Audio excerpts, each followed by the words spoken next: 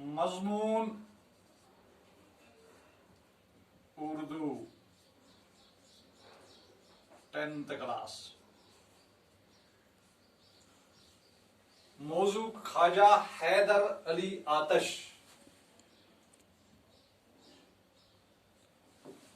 और शायराना खुसूसियात, यानी हैदर अली आतश और उनकी शायराना खुसूसियात।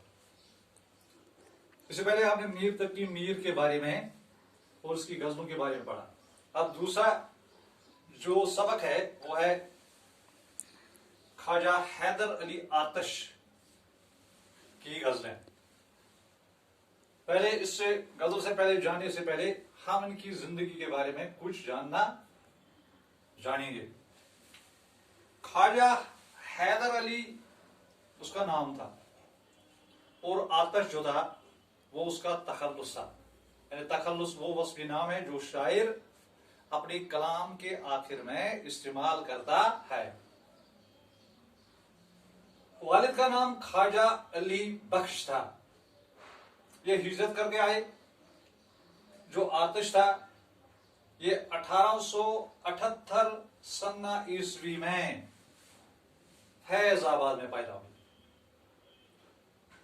तो अभी बहुत ही कम उम्र के थे, यानी कमसिन थे, छोटे ही थे कि जो इनके वालिद थे जिनका नाम था ख्वाजा अली बख्श, उनका साया इनके सर से उठ गया, यानी उनका इंतकाल हो गया। इसका मतलब है कि ख्वाजा हैदर अली आतश जो थे वो यतीम हो गए। जो फैजाबाद में उन्हें वो रहे तो उन्हें वहां की फिजा, जो वहां के हालात थे, वो उन्हें रास नहीं आई। और रास में तेज साइलेंट रहेगा, रास आई और वो लखनऊ चले गए। लखनऊ में क्योंकि शेर और शायरी का क्या है, वहां पर परवान चढ़ा था। यहां शायर इंशा और मुसहबी की सोहबत में रहकर वो शेर कहने लगे। बिलखुसूस वो मुसहबी के बाकायदा शागिर्द बन गए और उन्होंने शारगोई में बड़ी महारत हासिल की।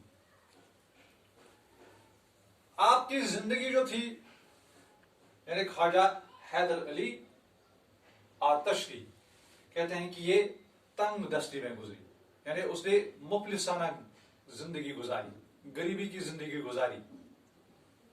बाकायदा तौर उनका कोई मुस्तकिल आमदनी नहीं थी। जो नवाब औद के नवाब थे उनसे 80 रुपए उनको माहवार मिलते रहते और इसी 80 रुपए पर वो अपना महीने का गुजारा करते थे, इसी पर गुजारा चलता था। जब आखिरी उम्र को पहुंच गए तो वो आंखों की रोशनी से महरूम हो गए और 69 साल की उम्र में 1847 सना ईस्वी में वो इंतकाल कर गए। ये थे ख्वाजा हैदर अली आतश की जिंदगी, हालात जिंदगी। अब उनकी शायराना खुसूसियात, यानी उनकी शायरी में क्या खुसूसियात थी। आतश उर्दू के बड़े शायरों में शामिल है।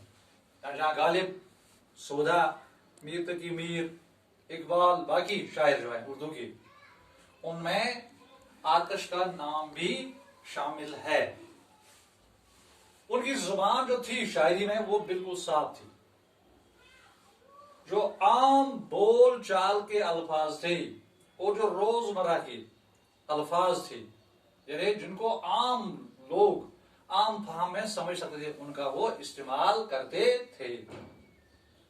मुहावरात का भी वो इस्तेमाल करते रहते थे।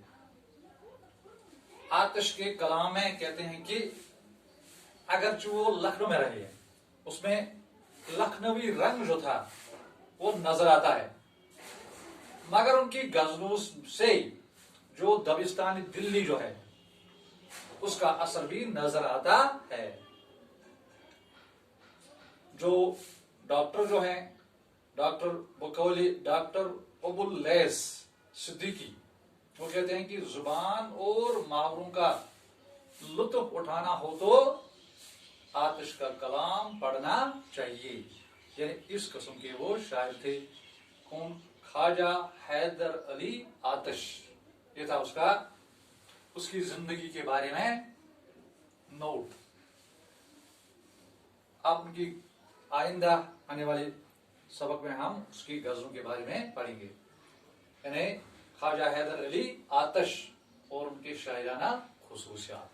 बाकी बस।